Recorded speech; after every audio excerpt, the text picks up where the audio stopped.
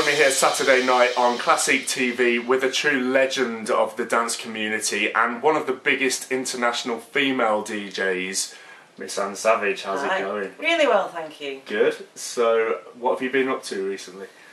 Well, apart from my camping holiday that I've just been on that we were laughing about earlier, I've just had a single out on a new label, a Scottish label called Strumash. I've recently moved to Scotland, so I'm trying to support local labels, and I'm DJing at a club up there regularly called Strumash, so I've just done that. And I'm just looking forward to this summer festivals, really. Brilliant. Which festivals are you playing at this year? I'm playing Beat Herder, which is a festival in Lancashire. It's been going, I think, 10 years now. Forgive me, Beat Herders, if I got that wrong, I'm not too sure, but it's the first time I've played, and it's in Lancashire where I was born, and it's wild. It's kind of like Glastonbury was when it first started, and I've been asked to play this year, so I'm unbelievably excited about that. Plus it's my birthday, and that's in July. Same weekend, yeah. Yes, so that's going to be good. I'm working at Beacons Festival, which is in North Yorkshire, and I'm possibly going to India, and just club nights, playing for your good self tonight, obviously. Yeah. And obviously over the summer I'll be working in the studio and same. Load more productions. Yes. Brilliant. Okay, so you also said that you did the Run to the Sun festival in Cornwall. How was that? It was good. It's a VW and music extravaganza, so everyone goes down in the VWs. And last year they said that it was going to be the last ever one, but they resurrected it this year, and it was good. Yeah. On the beach? Or, yeah, on the beach. Oh no, it's not on the beach. It's on a campsite near the beach. Okay. But I spent 0 time on the beach. Just in the DJ box? Yes, mainly, cool. Yeah. Okay, and I also understand that you've kind of taken up doing conferences and stuff. You were down in Brighton doing the music conference. How was that? Yeah, really good. Me and Lisa Lashes were doing a talk on females in the music industry and how there aren't enough of them, basically. So just to get people talking about it, I know Lisa's really fighting the corner for females, and I think she's got an 11-year-old protege she was telling me about. Yes, yeah, I've heard about this. Yes, so big plug for her. So yeah, I think it went well. It's always great to do things like that and speak about women in the industry. Been in it for so long, you know, it's unbelievable. Me and Lisa were talking about an article we did, I think, for M8 magazine in 1996, and we were like, things are going to change, and we found that, and it's just like, well, things haven't changed. Sure, and there's still relatively, you know, handful of females. Oh, yeah. How is it? I mean, for you personally, you got right to the top of the sort of tree in the DJing community. How did it feel as a female to achieve that?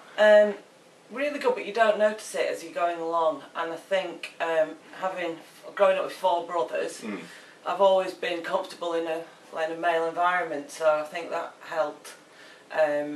You know, it's difficult. You've got to be feisty. You know, everyone says, oh, you've got to be twice as good to be a woman. You've got to be, you know, have a certain look and everything, which is true to an extent.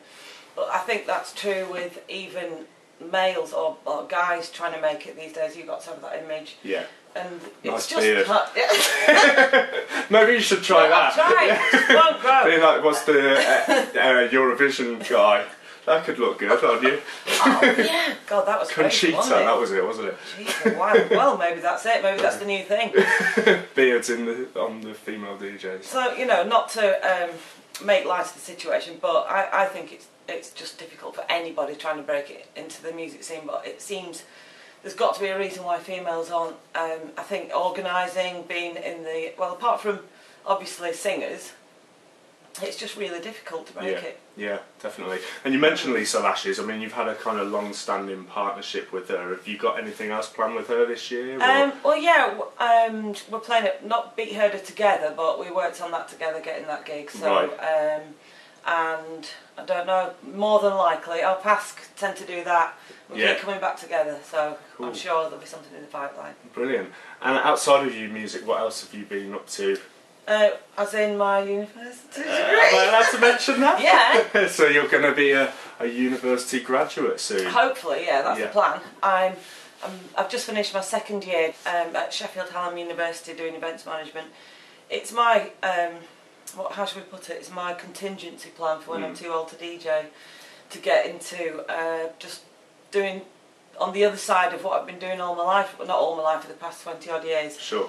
And putting my money where my mouth is, and hopefully putting on some events. And you were saying it's really great to be involved with young people. I mean, the people you're on the course with are kind of like the people that are involved in the music community right at the beginning of their career. And how is it to be a mentor to them as well? I suppose you get to kind of be involved that way. Yeah, I do. I don't know, it's really strange. It's like, obviously being a DJ, you're constantly working with young people, but you only see them like from this far away, don't you? Sure. But, you know, we've worked with 18-year-olds since we were 18. Yeah. But, you know, being in a classroom scenario is very strange, being, you know, a certain, well, slightly older.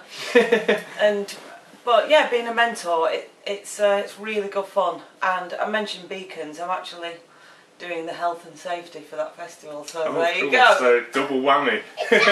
I mean, when you walked into the university at the first time, did they kind of recognise you? Or no. I suppose it's a totally different generation. A couple did after a while, but some of them, because their older brothers and stuff were into hard dance. Sure. That's just the way it is. I could not have gone to university 15 years ago, just wouldn't have been. Yeah, it wouldn't have been possible. I know John Kelly, I spoke to him a few weeks ago, and he's now lecturing, and the kids hadn't got a clue who he was, and he bought all his gold discs in and things, and he was billed above Tiesto at Creamfields initially, and they're kind of like, whoa. And now, you know, they don't have They did Google me, actually, and then it comes up and it's like, you play Creamfields, and you know, then all of a sudden you get some credibility, and then all settle down. Cool. So what have you got in store for us tonight? Tonight I'm going to play some house music, some really not banging house music. I played last time up for it with a few classics thrown in. Brilliant. I'm really looking forward to it. Yeah, well, we always look forward to having you. It's a great pleasure. Okay. Thanks very much, Anne Savage. Cheers. Thank you.